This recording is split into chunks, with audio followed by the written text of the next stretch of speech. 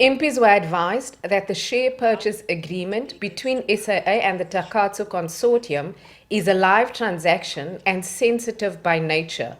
Therefore, the information should not be shared with the public just yet.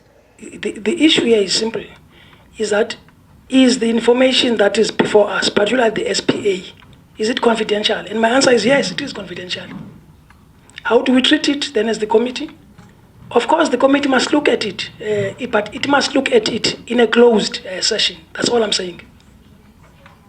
And I'm talking about the SPA.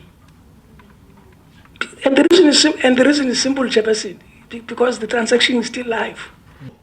The committee members raised concern that they will have to give a report to the Speaker and need to make an informed decision to make recommendations. For instance, let me just make a simple example. Let's say the committee meets in camera and looks at these documents, including the SPA, and the committee is of the view that there's maleficence in the transaction. It doesn't say that the committee will be gagged and not say it. It's not a gagging order. That's the point that I'm trying to make. But we're just trying to protect the integrity of the transaction. ANC MP Sibusiso Gumede reminded MPs that they were tasked by the Speaker to investigate allegations of irregularities in the SAA-Takatso deal after a complaint by the former DG. One of the allegations he made was that Takatso was not part of the first phase of bidders. Documentation now seems to indicate that he was aware that Takatso, which is a merger between Harith and Global, made an offer to be the strategic equity partner.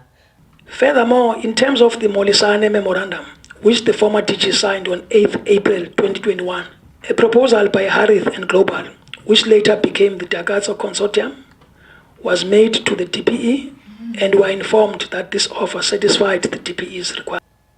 MPs said a lot of time and resources went into the probe and there should be consequences for those caught in a lie. The minister addressed the media after the committee meeting and again gave his assurance that the deal was above board. We are firmly committed to enhancing transparency and democracy within our own democracy, and that it's mischievous for anybody to suggest otherwise, because there's no other word I can actually use, and there might be other agendas people want to pursue, but that's up to them. In the end, we know we will be vindicated. The committee will meet next week again to discuss the share purchase agreement. MPs will have to sign a confidentiality agreement first. Parliament says it will advise the media timeously whether the meeting will be closed or partially closed. Alris Mashaba, SABC News, Parliament.